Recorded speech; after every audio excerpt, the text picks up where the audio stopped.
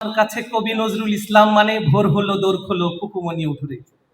আমার কাছে কবি কাজী নজরুল ইসলাম মানে এ রাম তুমি ল্যাংটা ফুটো, ফকটা নেবে জামা দুটো। কিংবা লিচু চোর কবিতার বাবুদের তাল পুকুরে হাবুদের ডাল পুকুরে সে কি বাস করলে তারা, বলি থাম একটু দাঁড়া।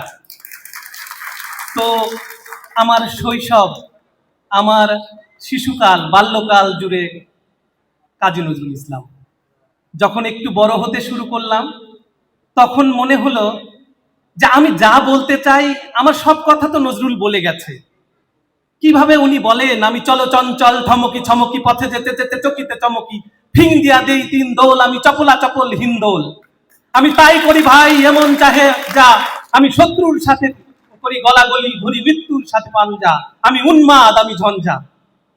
মানে কিভাবে একটা মানুষ তার ভেতরের আগুনগুলোকে এইভাবে স্ফুলিঙ্গ আকারে ছড়িয়ে দিতে পারে, এটা কাজী নজরুলের জীবন পর্যালোচনা না করলে আসলে পাওয়া খুব মুশকিল।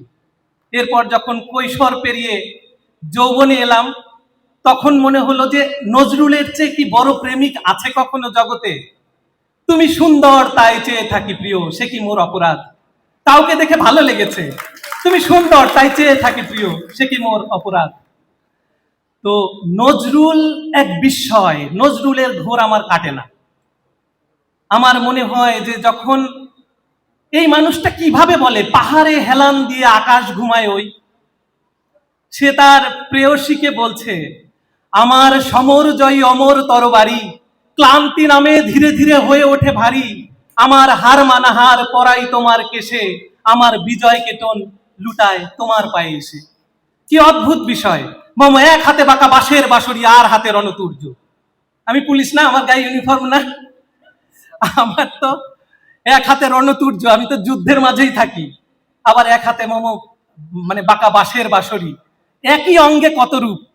একটা মানুষের ভেতরে প্রেম, দ্রোহ, ভালোবাসা, গৃহী, সন্ন্যাসী কি নাই তার মধ্যে?